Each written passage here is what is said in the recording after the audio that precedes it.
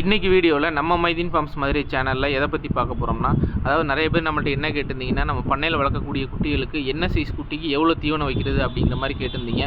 அதாவது தீவனத்தை வந்து அதிகமாக வச்சோம்னா குட்டி வந்து தீவனத்தை கழிச்சிருது, இல்லைனா ஏதாவது ப்ராப்ளம் ஆயிடுது. அதே சமயம் தீவனத்தை வந்து பார்த்திங்கன்னா அளவாக வச்சோம்னா வெயிட் கெயின் அந்த அளவுக்கு இருக்க மாட்டேங்குது, நமக்கு வந்து ரிசல்ட்டு கம்மியாக இருக்குது அப்படிங்கிற மாதிரி சொல்லியிருந்தீங்க. அதனால் நம்ம பண்ணையில் வளர்க்கக்கூடிய குட்டிகளுக்கு என்ன சைஸ் குட்டிக்கு எவ்வளோ தீவனம் வைக்கிறது அப்படிங்கிறத இப்போ பார்க்கலாம். தீவனம் வைக்கிறத பொறுத்தவரையில் குட்டியினுடைய லைவ் வெயிட்லேருந்து ஒரு நேரத்துக்கு 2%, ஒரு நாளைக்கு 4% தீவனம் கம்பல்சரியாக வந்து நீங்கள் குட்டிகளுக்கு கொடுத்தீங்கன்னா மட்டும்தான் அதனுடைய வெயிட் கெயின் வந்து ப்ராப்பராக இருக்கும், நல்ல ஒரு ரிசல்ட் கிடைக்கும். அதே மாதிரி நம்ம குட்டி சேல்ஸ் பண்ணும்போது நல்ல ஒரு லாபம் எடுக்கலாம்.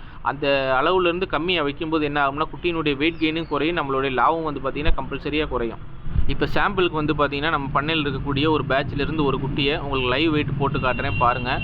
அதாவது இந்த குட்டியை பொறுத்தவரை லைவ் வெயிட்டு 23 கிலோ இருக்குது, சரிங்களா. நம்ம ஆவரேஜாக ஒரு 23 கிலோ அப்படின்னு எடுத்தோம்னா 23 கிலோவில் 2% வந்து பார்த்திங்கன்னா 450 கிராம் வருது, சரிங்களா. அப்போ வந்து 450 கிராம்னா காலையில் 450 கிராம், சாயங்காலம் 450 கிராம். ஒரு நாளைக்கு இந்த குட்டி வந்து பார்த்திங்கன்னா 900 கிராம் தீவனம் வந்து பார்த்திங்கன்னா நம்ம டெய்லி வச்சு மெயின்டைன் பண்ணிக்கிட்டு இருக்கிறோம்.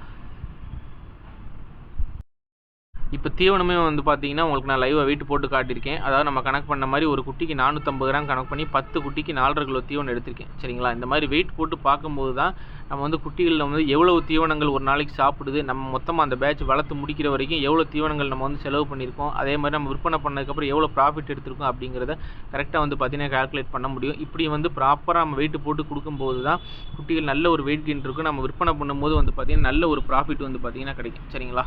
ஸோ இந்த பேட்சை பொறுத்தவரையில் நம்ம வந்து பக்ரீத் பண்டிகைக்காக நம்மகிட்ட வந்து பார்த்திங்கன்னா ஒரு சில கஸ்டமர் வந்து கறி மதிப்புக்கு 15 கிலோ 16 கிலோ 17 கிலோ இந்த சைஸில் உள்ள குட்டிகள் வந்து விரும்பி கேட்பாங்க.